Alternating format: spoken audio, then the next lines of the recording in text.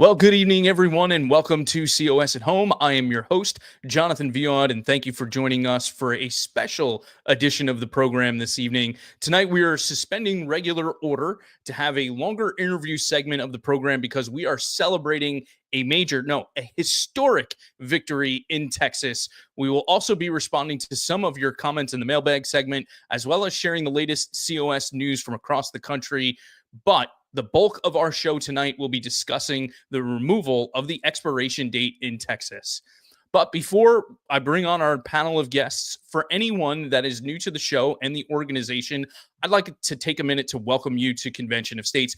We are a grassroots movement focused on the goal of utilizing Article 5 of the U.S. Constitution to call a convention for proposing amendments to the Constitution that would reduce the size and scope of the federal government, impose fiscal restraints on the federal government, and place term limits on all members of Congress and federal officials. In order to hold this convention, we need 34 states to pass our resolution, and we have 19 states that have done so already. And as you'll hear tonight, we are very thankful to have 19 states. Got a little close. We didn't want to see that number go down, but we were able to keep it at 19 because of the people that are on this call tonight and so many others, but you'll be hearing about that in just a minute.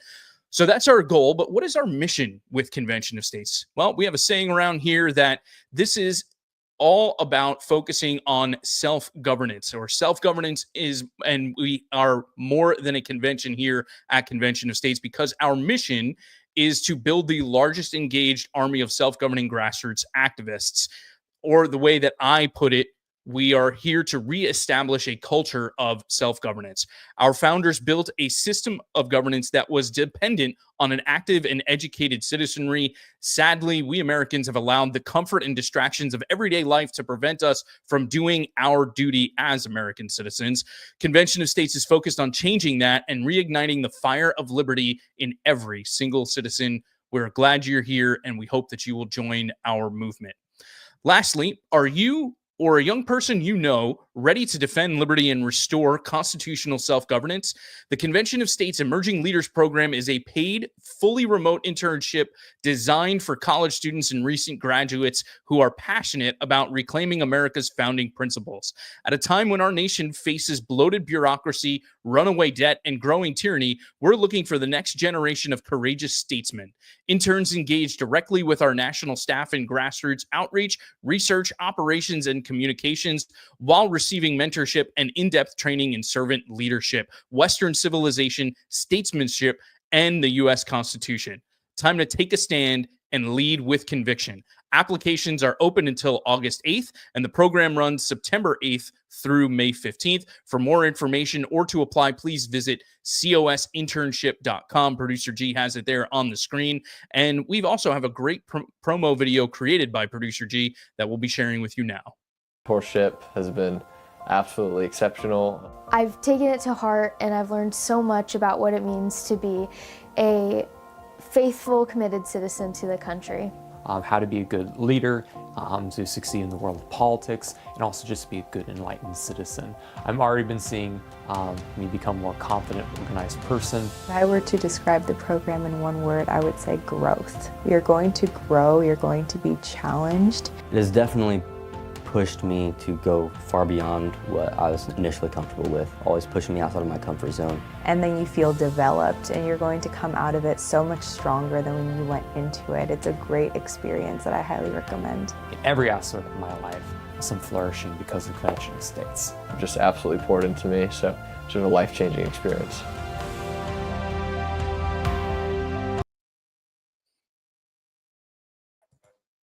Yes, if you know a young person, you want to definitely let them know about this internship program. Having had the opportunity to meet and work with so many of the young people that have come through our internship program, it is one that is just incredible, very enriching to the young people, and something that will last with them forever. So definitely go to cosinternship.com and share that with any young people that you might know.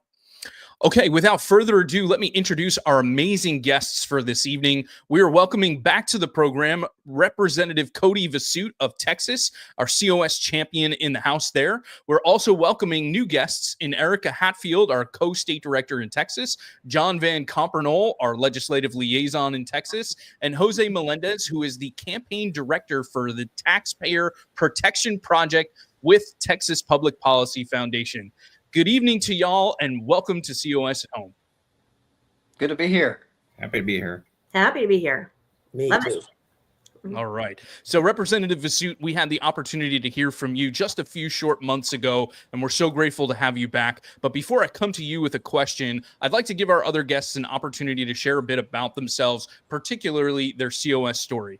Erica, chivalry is not dead around here, so ladies first, please tell us how you first came to COS. Oh, thank you, Jonathan. Well, first, I got involved with Convention of States because I was just deeply concerned about the direction of our country.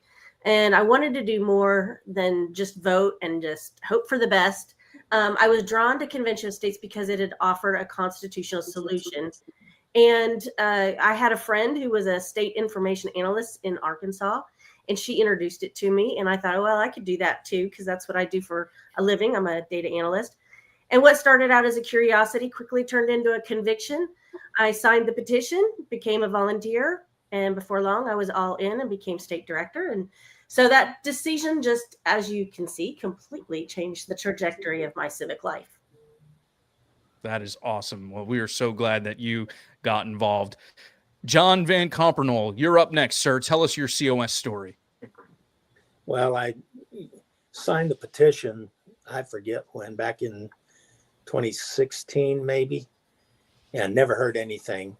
And then along about 2018, I got an email saying there was a meeting down in Houston, and I lived 3 hours from Houston at the time.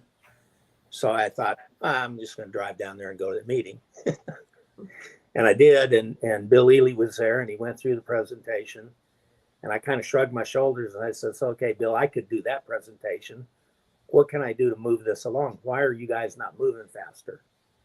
And so then he made me a district captain, and then 6 months later, he said, well, you know, there's nobody in your region, be regional captain. And 6 months later, he said, the regional captain in the region north of you has some issues. Can you just stand in for him and do both regions? I said, sure. And about 3 months after that, the state director at the time came and said, you know, you're doing those two. We've never had one in Senate District 1. Why don't you just do all three of them? And if you know anything about Texas, that's everything from the Red River to the Gulf of Mexico east of Interstate 45. About a third of the state.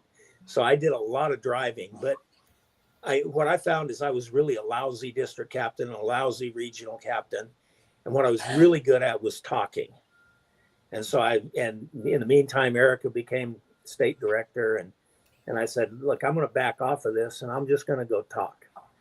And so I started this thing where I'll go anywhere, anytime to talk to anybody about Convention of States. And that's what I pretty much did up until, I don't know, last June after the state convention. And John Birch just pretty much cut us off at the knees at the convention.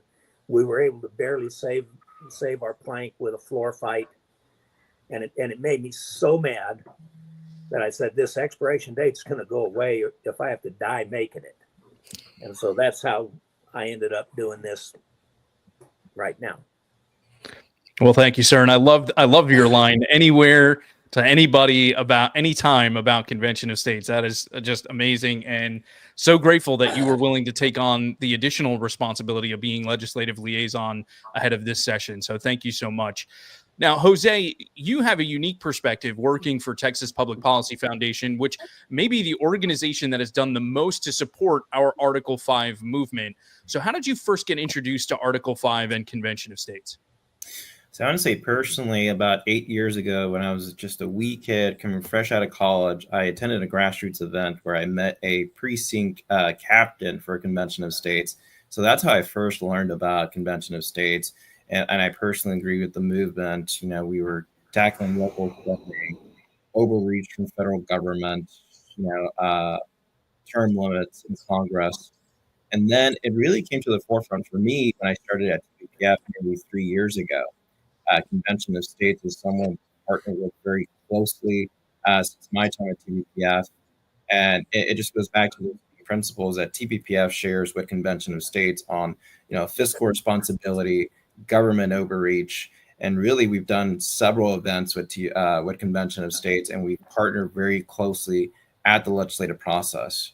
I've seen John and Erica multiple times this session at the Capitol. They've been an invaluable friend in the organization. Excellent. Well, thank you so much, Jose and Erica and John. And so just to bring the audience up to speed again on what has happened in Texas, I know we talked about it a little bit when Representative Vasut was our guest earlier, I believe it was in March. In 2017, we successfully passed our resolution in Texas. However, when our resolution was passed, another resolution with an expiration date or sunset clause or automatic repeal of the resolution after 8 years is what passed as well. So we always knew that we would need to address that expiration date. And in 2022, Representative Vasut joined our efforts by agreeing to be our champion in the Texas House. Now, during the 2023 session, a resolution that would extend the expiration date nearly passed, but was defeated at the last minute by a point of order on the House floor, literally the last week of session. That part is a longer story and probably something we'll talk about another time, but it left us with one legislative session to address the expiration date. Therefore, we came into this session up against the clock. To give a bit of a sports analogy, I know we got the Stanley Cup Finals starting tonight. This was a do or die scenario for us. Representative Vasut, coming into this session, what would you say was the biggest obstacle our resolution faced? Well, I appreciate you laying the backstory about last session. I would say this, that I'm glad that the resolution last session died on a point of order. Had we passed it, we would have extended it only 8 years. And instead, this session, we made it permanent. And so, but what I would say that the toughest thing coming in this session, of course, is the opposition that is invariably out there about this, the concerns of a runaway convention, and having so many freshman representatives who may have, that may be the first thing they hear about a convention of states, and having to address that, versus those that have been around the Capitol for quite some time, that are familiar with the good folks on the ground from Convention of States. They know them by name and work well with them. We had about 30 new freshmen this session, and so that was a little bit of a challenge, just getting everybody up to speed really quick. Absolutely.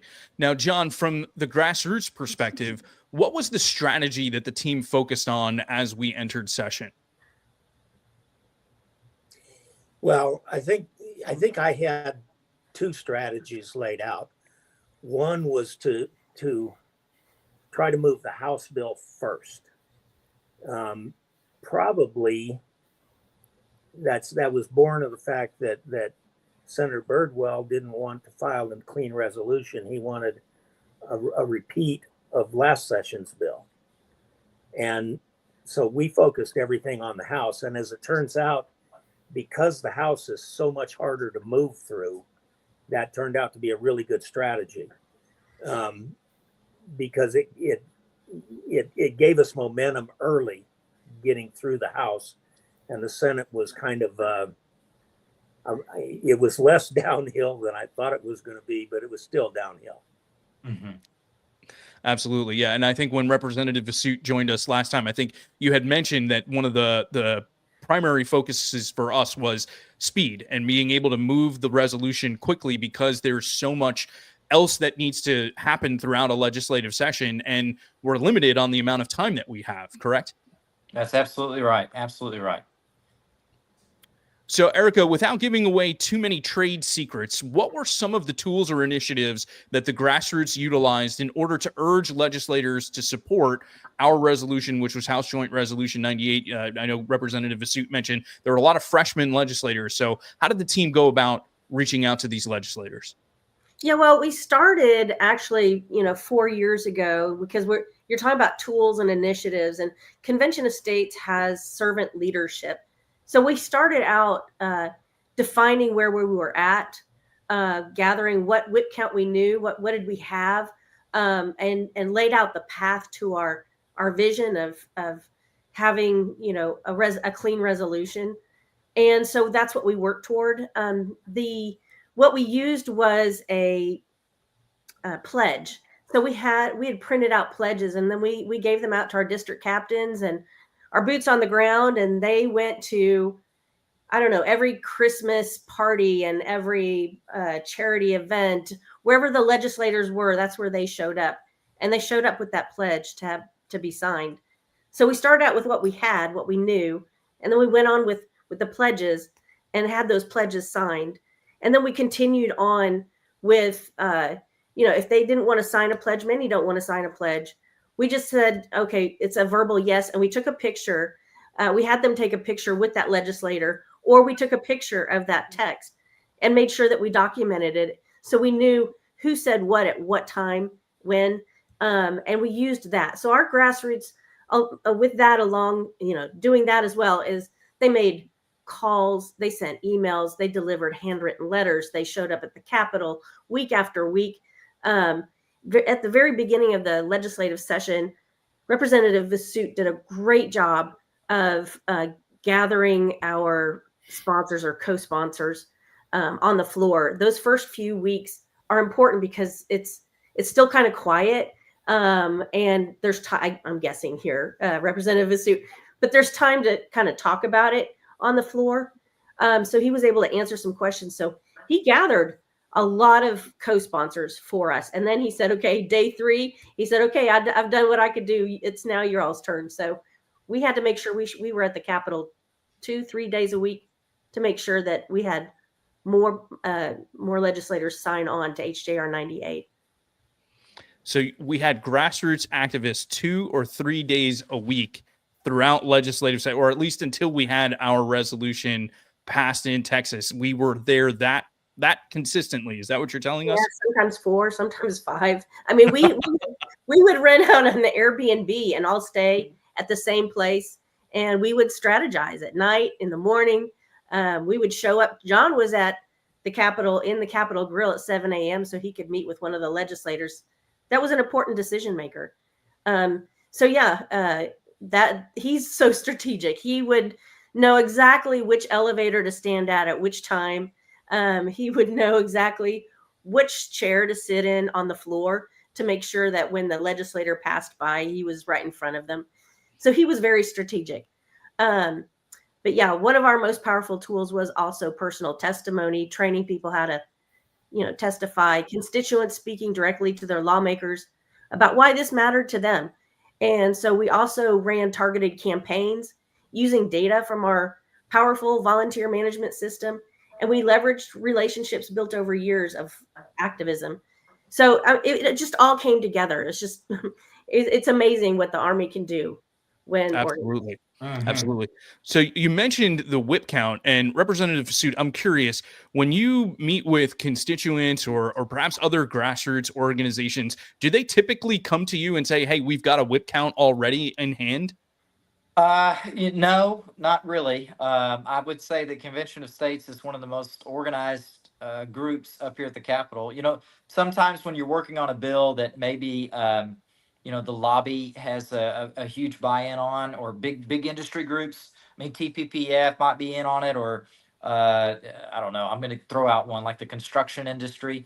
When they've got an army of people that they can throw at something, they may have a whip count. But having a grassroots volunteer or quasi-volunteer organization, coming together and having a whip count, that's pretty rare. And I think that's one of the greatest assets the Convention of States has, and probably one of the reasons that I remember I told you my testimony about just stumbling across the booth at the convention and just saying, oh, you need this, no problem, we'll get it done. I had no problem volunteering to do that because of how organized Convention of States is at the Capitol. In my freshman term, seeing them testify on bills, they are a presence up there. And so I would say, to your answer, this is only because this is a great organization that they were able to pull that off. Yeah, and we've got some amazing activists in our grassroots army. So now let's take folks again through the story here. And in February, we partnered with Texas Public Policy Foundation. They had a policy summit. Senator Rick Santorum spoke at that event. in February, met with a number of legislators. We worked as hard as we could. Ultimately, our resolution was assigned to the House State Affairs Committee, and late in March, we had a committee hearing with the House State Affairs Committee.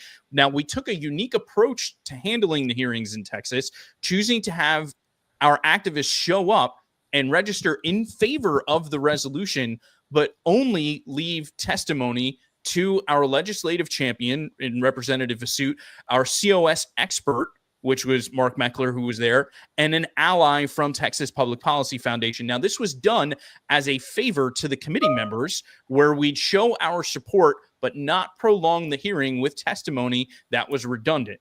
Jose, as someone who has helped strategize testimony for Texas Public Policy Foundation, provided testimony, what did you think of this strategy? And for those in states where we may not be able to take this type of an approach, do you have any suggestions on how best to approach committee hearings? Sure. Number one, and these are all very basic tips, very important ones. Understand what the time frame you have is at hand. Most committee hearings give you 2 minutes of testimony, maybe 3 minutes if you're invited. Making sure you have your testimony prepped and ready to go for that allotted time. And then you can always get an extension on your speaking time if you get questions from members of the committee. So understanding the makeup of the committee and these members, what issues are important to them, how you can tie them back to Convention of States. And to Representative Vasut's point earlier, he said there's a lot of freshman members, about 30 of them. And a lot of them are going to be in these committees, including House State Affairs. Understanding what issues are important to them, establishing that relationship before you go up there and testifying. When you're getting questions, making sure you take maybe the first 5 seconds to thank that member for that question. So saying, Representative Cody Vasut, thank you for your question. And in turn, what that does is not only do you come across as personable, but you give yourselves those 5 seconds to think about what you want to say, how you want to answer that question.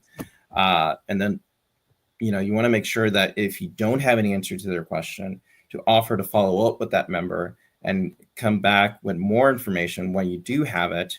So not only are you helping them, but you're furthering that relationship.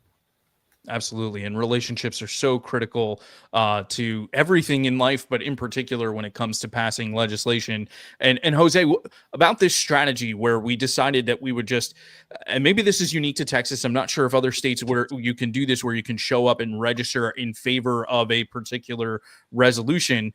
So we had a number of activists that were there and showing up and registering for the bill, but they didn't provide testimony. Did you think that was an effective strategy? I think in this instance, absolutely. House State Affairs is not an easy committee to get some of these more, you want to call them more partisan issues across that committee. At TPPF, I think one of the biggest value adds that we have is that we are seen as the subject matter experts. We are seen as one of the biggest resources on the center right movement, when it comes to free markets, fiscal responsibility. And I think members always want to hear us giving testimony. So very few times we were register and not testify. We give testimony, but I think in this instance, given the sheer volume of folks that we have supporting the Convention of States, particularly this resolution, I think that was the right strategy. And John, let me ask you, where did you come up with this strategy? What led you to decide that, we're just going to show up, we'll register in favor, but we'll get out of the way. We'll let TPPF do it. We'll let Representative Vasut provide testimony. We had Mark Meckler there. What made you decide to go down this road? Well, the first thing is we did the same thing last session in the House State Affairs. And I found that to be brilliant, given that. But I think this session, more importantly, by the time we got referred to State Affairs, we already knew that we had 9-6 votes. And it's very few people that can go and testify for 2 minutes and change somebody's vote. I mean, that's a very, very difficult thing to do. And so knowing that everybody had the votes, it really is a gift, because we could have had 25 or 30 people testify, and that would have taken another hour and a half of the committee's time. So in effect, we gave them an hour and a half back, And in the end, at least in that committee, our whip count was dead on. And it was 8-5, but that was because 1 yes and 1 no were absent. So we had them 9-6. That's what really did the strategy, is knowing that we had the votes. Absolutely. And again, it comes back to the work that is being put in before session begins. Erica talked about going all the way back a couple of years, but there's a lot of work that has been put into this ahead of time, not when session begins, but leading up to session, being able to build relationships with legislators, being out there in the field at events that they have going on, so that this way we do know, or we have at least the closest thing to a yes as possible from these legislators going into committee hearings and going into some of these other things that are going on, so that we know how best to strategize. And so a week after the hearing, State Affairs Committee passed HJR 98. It then went to the Calendars Committee, where it also passed. And a month after the hearing in State Affairs, we had our floor vote in the House. Remarkably, there was only one legislator that rose up in opposition to our resolution. I mean, when I say in opposition, actually speaking out on the floor against it. And I was stunned by that. And the debate was closed very quickly, and they moved to the vote, and we were able to pass. But Representative Vasut, I'm curious, is that unusual? Is it usually move that quickly? And how did we avoid a drawn-out debate on the floor? Well, at that particular time, with the calendar that we had and where we were in the placement of it, we were moving pretty quick. And so I think it was Representative Martinez Fisher who went up there. What happened was we got put on a joint resolution calendar, and a lot of people had an impression that the typical rules for joint resolutions were going to apply, and that was 100 votes to pass. There had been some issues with that calendar coming up where the Democratic members were walking the vote or white lighting some of the joint resolutions as a show of force, particularly those relating to citizenship for voting, et cetera. And so when we were on that calendar, everyone thought it was going to go, that whole calendar was going to go really fast. And the whole idea was to just prevent, resolutions from getting 100 votes. So the Democrat strategy was just to speak very briefly, remind their members, brief opposition, they were going to get 100 votes and vote it down. Well, what I kindly reminded them is that my resolution, unlike all the others, only required 76. And so they put up no opposition. We just got 76 and moved on. And if you may recall, they actually announced that the resolution, when we got, I think we got 90 votes or whatever it was, they said it passed the third reading like all the other JRs. And I said, no, it didn't pass the third reading. It passed. It's done. And there was a special rule that applied to it that I had to remind them of. And Representative Martinez Fisher got a good chuckle out of the fact that he went up there to speak thinking he needed 100 votes to block, or just 50 votes to block it. And then there was a special rule for it. And so it passed. So they didn't foresee it like it was. They didn't organize an opposition to it like they could have. And it just kind of sailed through, and we'll take it. Yeah. Amen to that. And you talked about something, and this is something I'd like to ask our grassroots about a little bit, and maybe Erica, you can comment on this first, and then we'll go to John. You mentioned the rules and having an understanding of the rules, and obviously, legislators should know the rules for the most part. But it's rare that I think our grassroots fully comprehend the rules that govern the different chambers, right? Because the Senate has a set of rules, the House has a set of rules, and understanding that is vitally important, so we know how we can use those rules to our advantage, or at least help our legislators. And it was helpful to us to remind everyone, as you did on the floor, that it's only required 76 votes and there was only two readings, not a third reading. But there are other intricacies within the rules that we have to understand and utilize. So Erica, I'm curious, how much did you spend time going through the rules, or did you kind of have other team members that were pulling through the rules and kind of getting an understanding, because the Texas team knew it really well? So what was your approach with that regard? Oh, you're going to laugh. I used ChatGPT. So I took the House rules and I threw them into ChatGPT, and I said,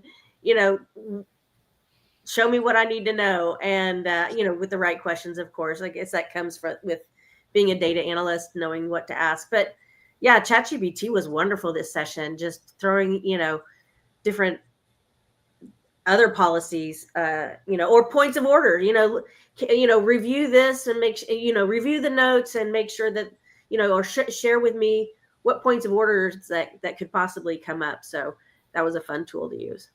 Absolutely. And that's using AI to our advantage. Yeah. And another thing, here in Texas that the COS team does really well outside of legislative session is training. So not only do we have House rules, but we also have Senate rules, and we have Robert's Rules of Order, and we have the GOP rules. And so we have learned really well that rules are, you need to know the rules to win the game. And Representative Vasut is known for knowing the rules. So the other legislators praise Representative Vasut for how well he uses and moves through, session with his knowledge of rules. They're important. Yeah, it's really important. And speaking of rules and things that were going on now, it was an interesting day when we had our vote on the House, because at the same time that was happening, we also had SJR 54, which was the Senate companion, coming up for a committee hearing. As I mentioned earlier, there was a month that passed from the time that the House State Affairs Committee passed our resolution to the final vote for passage on the House floor, or about a month or so. And it's not unusual for legislation to have that type of time frame, but when you're racing against the clock and you're racing against that expiration date, delays can cause a lot of anxiety. But because we knew the rules of the legislature, we were able to craft a strategy to try to make up some of that time. So, John, without getting too into the weeds, tell everyone exactly what we did, how we made up some time, and why we saw that committee hearing there on SJR 54 at the same time HJR 98 was moving. Well, when we lost a week in House State Affairs, I thought it would be advantageous to have the Senate Committee State Affairs hear SJR 54 and have it in the wings in case we needed to sub it out either on the Senate floor or the House floor, which you can do. I knew you could do this, but I didn't know the rules. Cody always sent me the rules at the right time. So when I talked to Chairman Hughes about subbing 98 for 54 and taking the vote so that we move 98 out of the State Affairs Committee, his reply was, we can't do that in the Senate like they do in the House. So Cody sent me the rules, and I copied what Cody sent me and sent a text to Chairman Hughes and just said, somebody sent me this. Is this true? And the next thing I know, he's pulled HJR 98 off of the list to be heard, and they voted it out that same day. Yep. And he sent me back a text, and he said, we did this just like you suggested. Yeah. So knowing the rules is important. And I'm just going to brag on you here for a second, Cody. You probably don't even know this, but speaking of being a data analyst nerd, do you know that 20% of all of the bills, all of the House bills that became law were authored by 18 representatives? 20%. Yeah. And if you go the most that became law, you're number 4. Yeah. We had a good session. You had a great session. But you in particular, you're in a group that filed a lot of good laws, good bills, and moved them all the way through the process, which is hard to do. Amen. We're blessed. Amen. We certainly are. It makes it easy when we got guys like you, John. I think we're also easier. We're blessed that we had a Representative Vasut. And so, folks at home, if you're in another state and you haven't passed the resolution, I think your goal is to find your Representative Vasut who knows the rules. No, I think it's really important, and we're so grateful for that.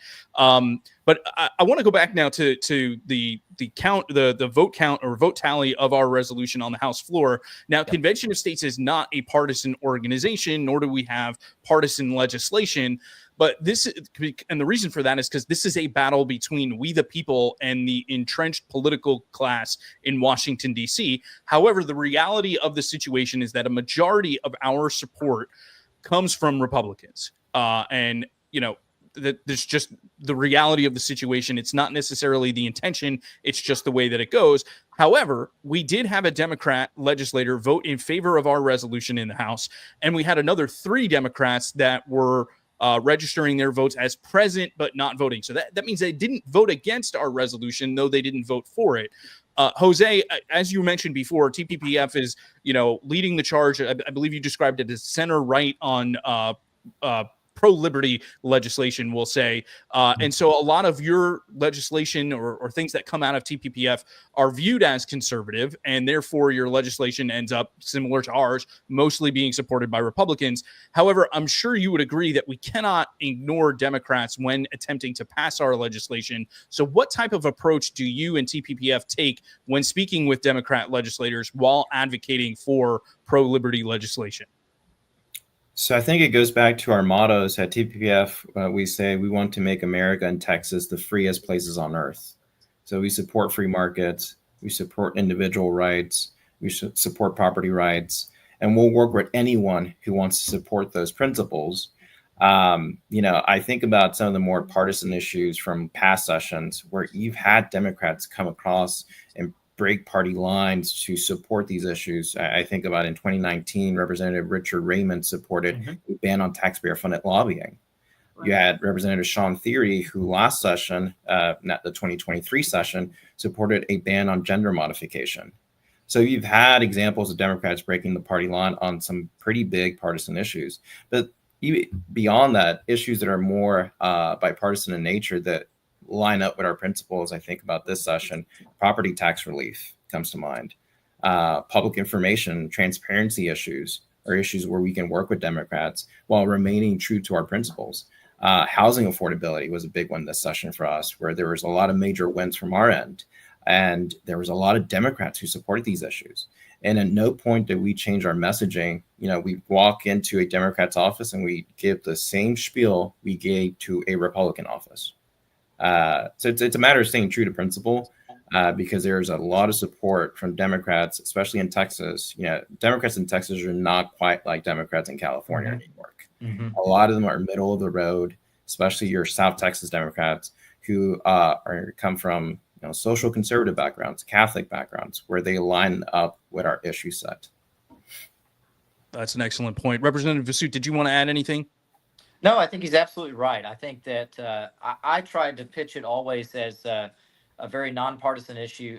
Particularly term limits and balanced budget are widely supported across the political spectrum. I think the one that always gets people a little hung up is the limiting federal power, whether it might be that because of the last administration was a Democratic one, that maybe some Democrats feel that if they supported that somehow is a testimony or criticism of the past administration, and it's not. And we want to make sure that we're very clear on that. But that's really the only one that I got hung up with on the Democrat side, was just that prong of it. Actually, the term limit one I got hung up on the Republican side a little bit, right? So it varies. But I've always stressed this is a nonpartisan issue, and Jose's right. We've got South Texas Democrats who are very conservative. Richard Raymond almost voted with us, and he certainly supports the base theory, and he's a huge term limits and balanced budget guy.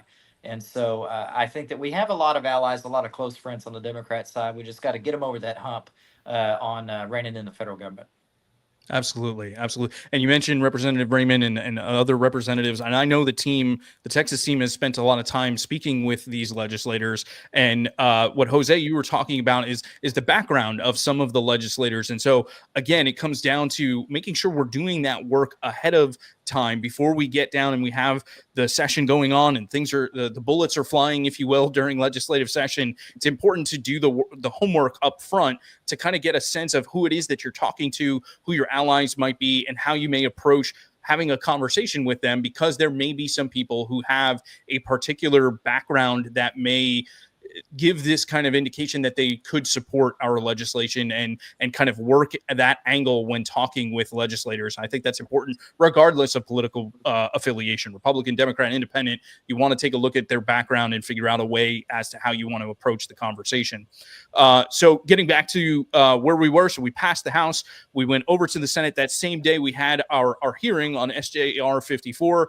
As John mentioned, and thanks to Representative Vasut, we had the rules where we were able to, once HJR 98 had passed, even because we had that hearing on SJR 54, we didn't have to have another hearing on it. We were able to substitute SJR 54 with HJR 98, get that vote.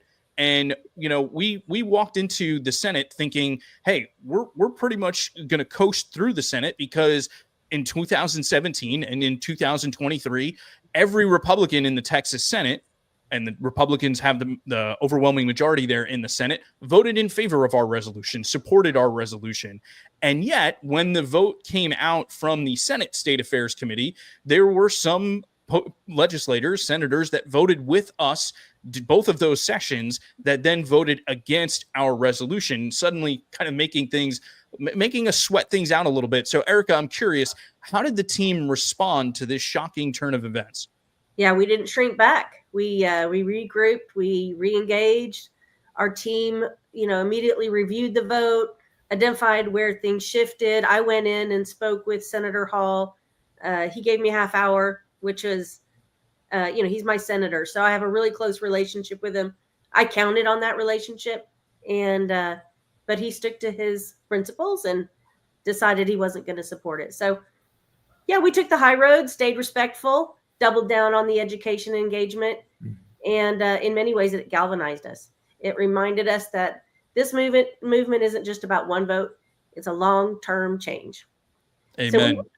So we recommitted to the mission with even greater resolve. So Excellent. And we put a lot of effort into contacting legislators in the Senate, not taking anything for granted leading up to the vote. And in the end, despite some Republican senators surprising us, HJR 98 successfully passed the Senate on May 8th, 2025, which was 3 days before the expiration date.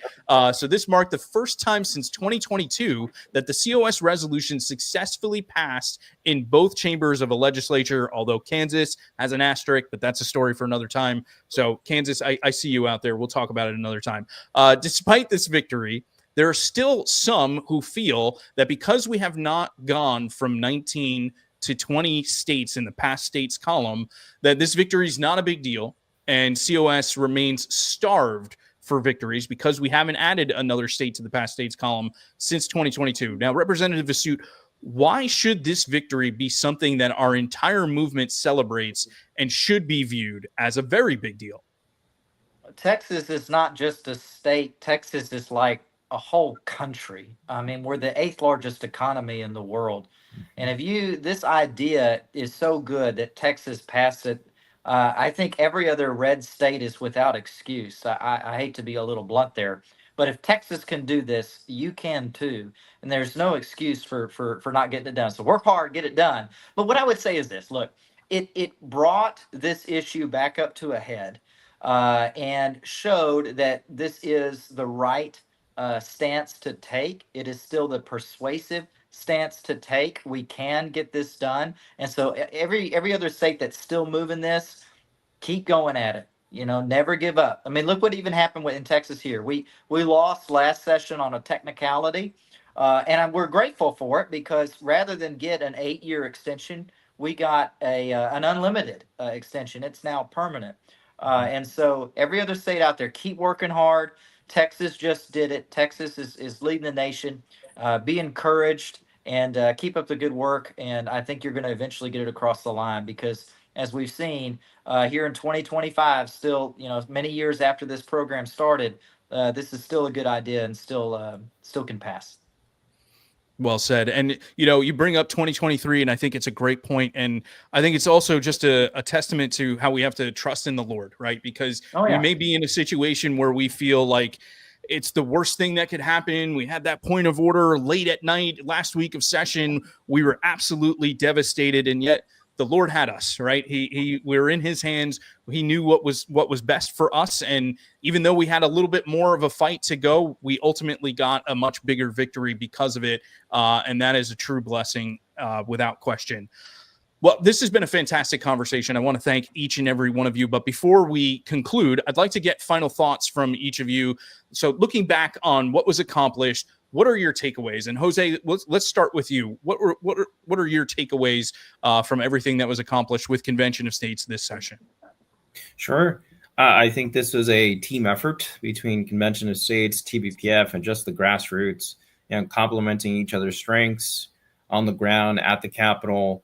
And I think I'll touch on what Representative Basu just said, sticking to your guns, sticking to your principles, because even if you're down, you fail at it, you never know. You can come back and get something greater and bigger. And in this case, we did with a resolution that has no expiration date. And we've seen this with other issues coming through the legislature where you may fail once, twice, 3 legislative sessions, where you come back and you pass something that's even better than what you were trying for before. John, how about you? What are your final thoughts? Well, I think Erica and I have big plans for next session. We're going to lasso you into them, Cody, and you may come with us willingly or kicking and screaming. But I've got some big plans that will help you reach out to other state legislators. And if we can codify that into a Texas commission, that would be awesome. Excellent. Wonderful. I love it. Representative Vasut, how about you? Any final thoughts or takeaways from what happened this session? I mean, Jose said it best. I mean, it's a team effort, right?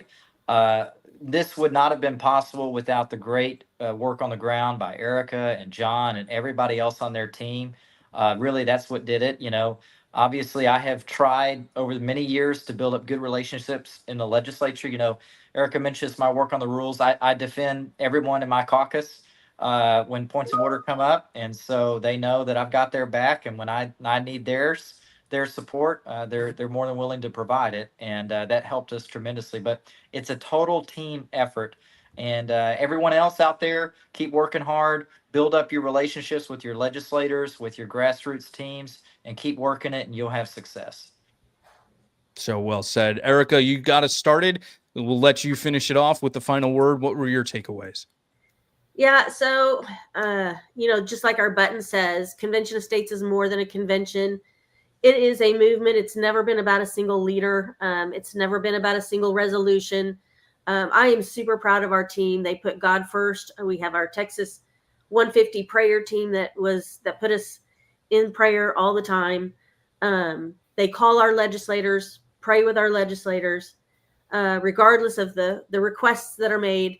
It's about we the people standing up to preserve liberty, and it's for the next generation. So we're grateful also for Texas Public Policy Foundation, Jose, Jerome, Sam, John Bunera. We're all grateful for that entire team. They did an incredible job.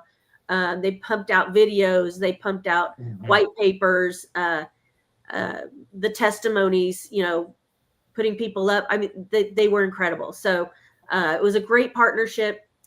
We're also just so glad. HJR 98, it's a victory. But more than that, it is a statement that the people of Texas are awake.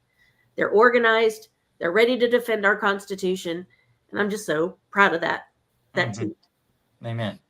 Amen. So very well said. Well, as the regional director serving Texas, it has been an honor and a privilege to work alongside each of you as we accomplish this historic victory. And I just want to thank you all so very much for everything that you have done and continue to do for Convention of States. One of the biggest things that our opposition says, whether it's Schomburg Society, Eagle Forum, you name it, they say the reason we can't trust the convention process, we can't have an Article 5 convention, is because back when we passed the 1787 Constitution and had that constitutional convention, we had George Washington, we had James Madison, we had Ben Franklin, we had all of these heroes that we revere, and rightfully so, but we don't have them now, so we won't be able to trust what could come out of an Article 5 convention. And I would say the counter that I would say is we may not have those incredible men that founded our country. But we have Representative Cody Vasut. We have Jose Melendez. We have John Van Campanole. We have Erica Hatfield. We have an amazing crop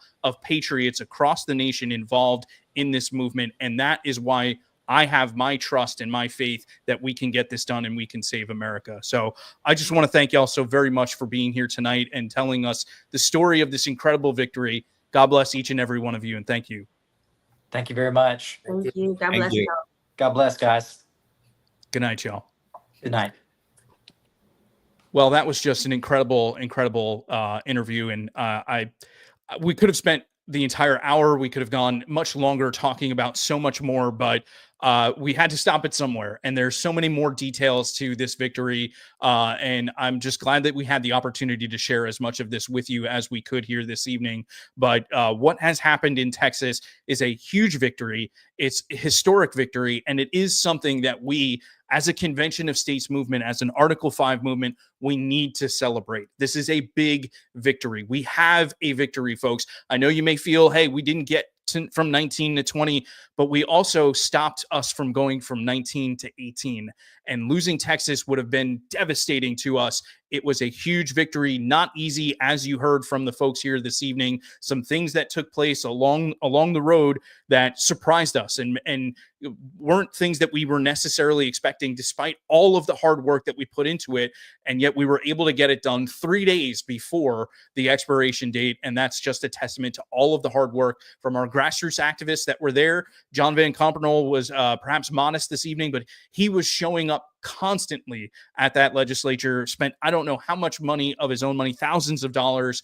Other grassroots activists is also spending thousands of dollars, some making drives from 7 or 8 hours away in order to be in Austin. And that is what won the day. That is how we were able to accomplish this. But it wasn't just people that showed up. There were a lot of people out there in Texas that have signed our petition, that responded to our calls to action, that picked up the phone, called their legislators, sent emails. We had conversations through our Telepatriot tool with people that were constituents of legislators that we weren't sure where they stood. And they said, oh, I know that legislator. Yeah, they go to my church. I'm going to sit down and have a conversation with them and talk about Convention of States and tell them that they really need to support HJR 98. That is the type of work that really can help us and make the difference. And it made a difference here in Texas. And it was just a huge victory. And I could not be prouder of all of them, and just honored to be a part of that major historic victory. All right. With that, let's go ahead and check the Minutemen mailbag.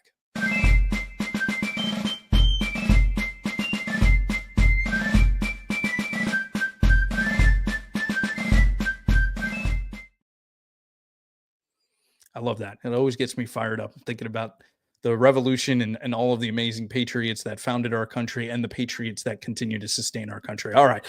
So as we mentioned on last month's program, we're taking a different approach to the Minutemen mailbag. Instead of you asking the question, we decided to bring a question to you and share some of your responses on the show. So the question that we asked all of you leading up to tonight's program was, are you satisfied with the job DOGE has done? That's the Department of Government Efficiency.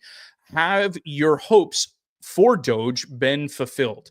And one of the responses we received was from James Minart, who said, what is the exact savings that DOGE has made for the taxpayers? Well, that's a great question, James. And I went to the Department of Government Efficiency, or DOGE's website, and if enacted by Congress, if taken up, their cuts would save taxpayers $180 billion. Of course, that only scratches the surface. There's a lot more, I'm sure, that can be done.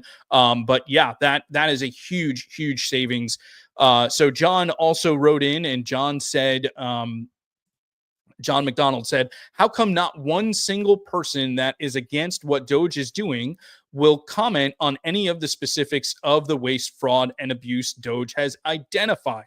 Yeah, I think that response was asked and answered. The reason that they don't want to comment on the cuts is because they don't want to see those cuts, right? They oppose DOGE, and they say they don't want to see it accomplish what they're seeking to do.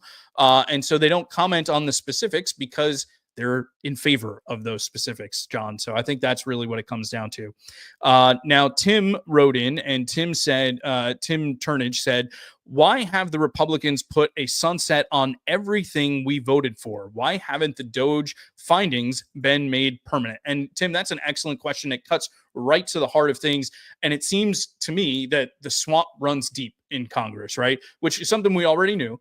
So regardless of political party in charge, there's really no stomach to actually cut spending. So we have to be the ones that really push it across the finish line, because Congress isn't going to be interested in doing it. And lastly, Jim wrote in and said, this is Jim Cover. The job Doge has done is good, but it likely barely scratches the surface.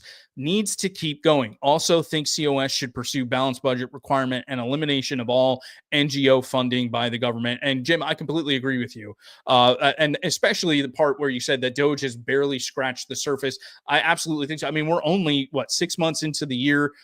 Doge probably got started towards the end of January, so maybe about 5 months that they've been doing this. They've already found $180 billion in savings. I'm sure there's a lot more that can be done. And we really need to address the out of control spending, because this out of control spending by the federal government is one of the biggest dangers to our republic. And I think that's something that's really important. And perhaps we gloss over and we get lost in various different numbers and figures and can't wrap our minds around billions of dollars or trillions of dollars. But this spending is a major, major problem. But Congress will not solve the problem, largely because the American people are not demanding it. Yes, President Trump was elected in part due to his commitment to establishing Doge, but will we, as a people, truly hold profligate spenders in Congress accountable? I think time and again we've seen, regardless of what political party, we haven't been willing to do that. And so because we have failed to hold up our end of the bargain, this continues to go on unchecked. But there is a solution that doesn't have to come at the ballot box and will do a better job than just electing the right people or electing better people, which is what other organizations that oppose what we're trying to do, they say, you just have to elect the right people. Like, we've been trying that for a number of years. How has that worked out for us? It hasn't, right? That solution, the true solution to this problem, is to call an Article 5 convention and tackle the fiscal irresponsibility by our federal government head on. And yes, I agree with Jim there. We can focus on a balanced budget. We can focus on limiting what gets spent or what types of entities the money is spent on. And that can all be done at a convention. And that's exactly what we're trying to do with Convention of States. So great comments. We had a great question there talking about Doge, something that's very timely. I think there was a comment or a report that I saw earlier this week that Representative Marjorie Taylor Greene from Georgia has legislation that she's going to be putting forward to make those Doge cuts permanent. But it can't stop there. It's not just $180 billion. There's a lot more that needs to be done in order to bring us back to where we need to be and restore some fiscal sanity. And the way that it's going to ultimately get done is through an Article 5 convention, because Congress just is not willing to do it. So, folks, you want to get involved, join us. Go to conventionofstates.com/act, sign up and become a volunteer. But I want to thank those folks for submitting responses to our question. And if you'd like to submit a response to the question in the Minutemen mailbag, you can do so by visiting conventionofstates.com/mailbag. All right, now let's go ahead and hear about the latest from across the country. Jake Fay is going to tell us more about COS Now. 17 ayes and 14 nays, the resolution is adopted. Coming up on COS Now, the Lone Star State plants its flag for freedom. Plus, the North Carolina legislature delivered 3 victories for Convention of States in 2 days. All that and more on this week's episode of COS Now. On Monday, the Texas Senate State Affairs Committee advanced Convention of States HJR 98, clearing the way for a final vote in the Texas Senate. That vote, a vote of 17 to 14, occurred Thursday afternoon, and it ensures that the Lone Star State will remain a part of the Convention of States movement indefinitely. The states created the federal government to go do specified tasks. The federal government has gotten larger and larger and larger in its control. So my assessment of our current circumstance and why I think so many folks want this is because the federal government on almost all national policy questions treats the states as nothing more than subcontractors to federal will. And that's why the states want to get their creation under control. Congratulations to the Texas team on this monumental victory. But North Carolina wouldn't let Texas have all the spotlight. On Tuesday, the state of North Carolina had its first significant legislative activity of the year for COS. House Judiciary 1 Committee passed our Article 5 application and 34 Ready bill. Then, on Wednesday, the Rules Committee passed those same resolutions, placing them on the calendar for a same-day debate in the North Carolina House of Representatives. That afternoon, the House approved both measures, first 34 Ready by a vote of 61 to 53, and then our primary resolution by a vote of 62 to 51. Here's lead sponsor of both bills, Representative Riddell. We cannot continue to spend ourselves stupid like this and expect good results. There has to be a restraint upon spending from the federal government. Now, this is a bipartisan issue. This is not a Democrat issue. This is not a Republican issue. This is a bipartisan American issue. Both bills will now advance to the North Carolina Senate for final passage. Will the Tar Heel State become the 20th in history to join the COS movement? Go to conventionofstates.com/latest for a deep dive into these stories. Now for a 2025 legislative recap. COS Action's Article 5 application has been introduced in 23 states this year. Connecticut filed for the first time in history, meaning that all 50 states have had active legislation for COS. 8 states advanced COS in at least one legislative committee. Those include South Dakota, Wyoming, New Hampshire, Kansas, Idaho, Montana, Texas, and North Carolina. 5 states, South Dakota, Wyoming, Kansas, Texas, and North Carolina, have passed in at least one chamber, either the House or Senate. Kansas will be carried over into next year's session. Texas finally passed the COS resolution with no expiration date. And what about 34 Ready legislation? These bills set the rules for selecting and governing commissioners to any Article 5 convention.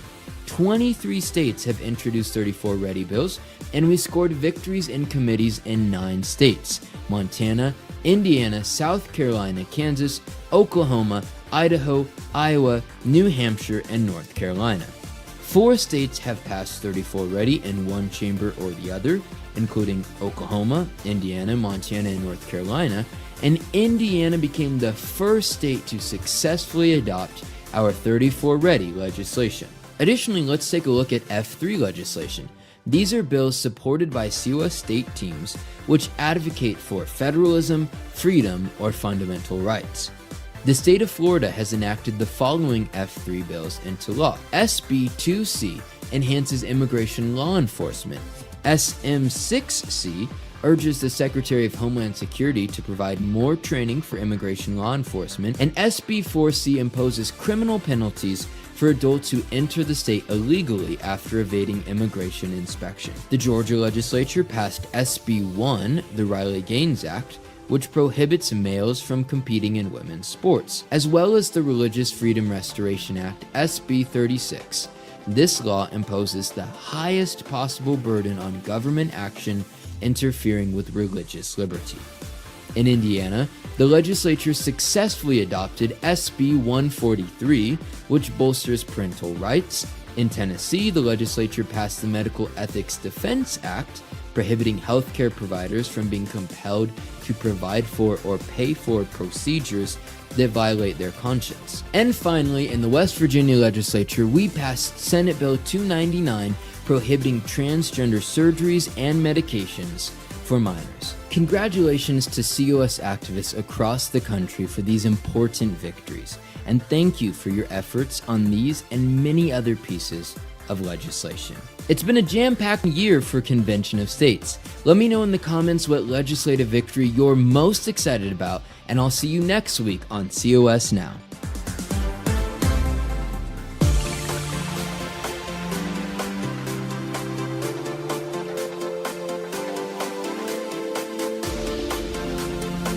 What do we want? When do we want it? Incredible. incredible, incredible work there done by our activists across the country. And I think that last portion there that Jake was talking about, all of the different legislative victories, I think are things that we need to celebrate more.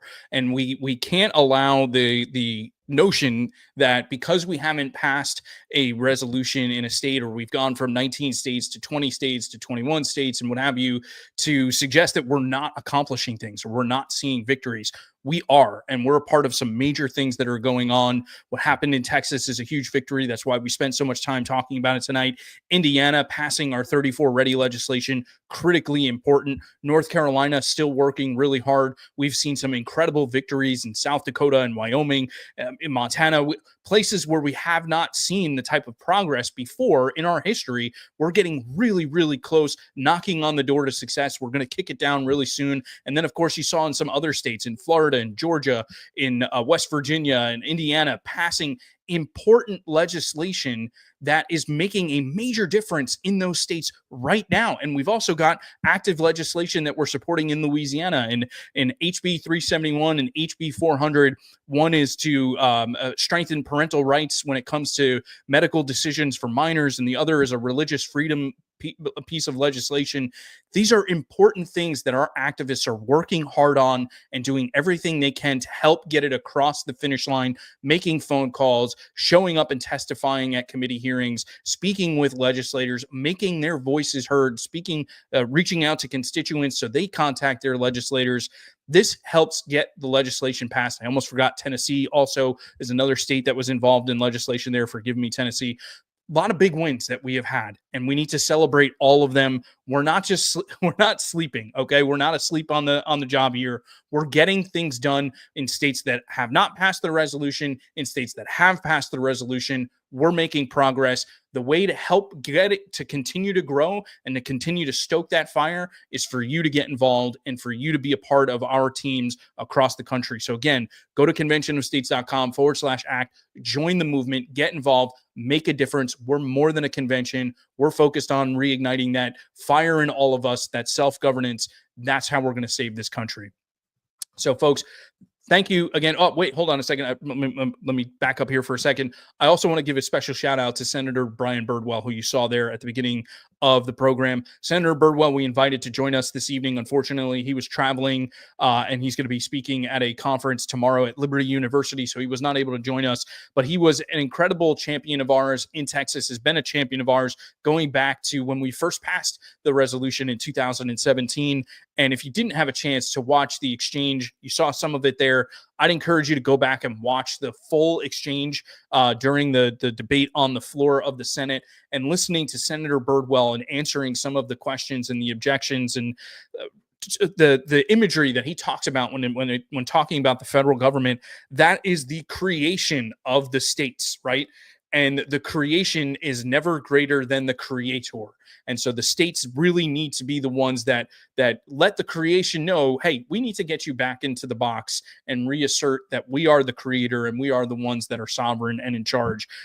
He does so much more and did an amazing job for us there in the Senate. So I want to thank him so very much for that. And sorry we were not able to have him join the program and talk with all of you. But I know Senator Birdwell is a big champion of Convention of States. So I wanted to take a moment to mention that.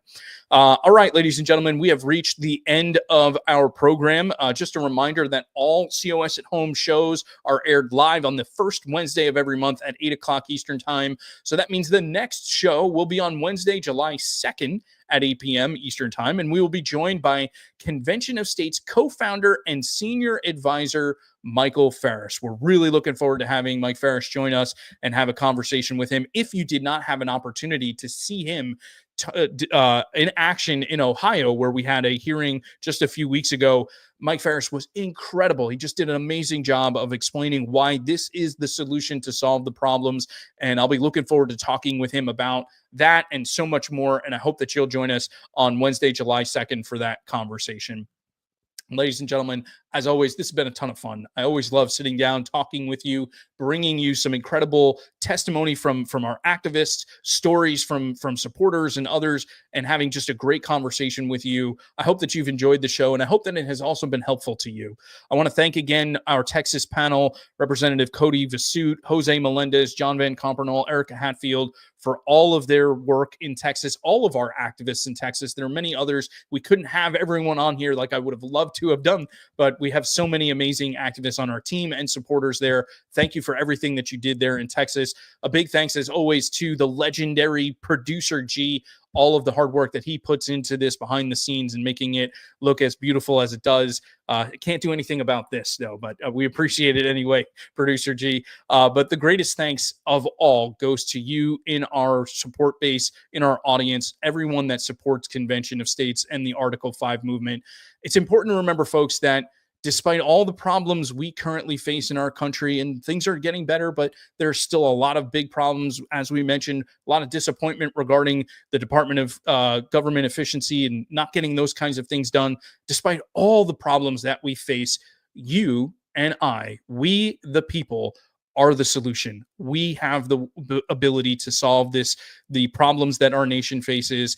The cavalry is not coming, but all we have to do is look in the mirror, because we are the ones that are the solution. So I want to thank you again so much for joining us for another program. God bless each and every one of you, and I look forward to seeing you next month. Good night.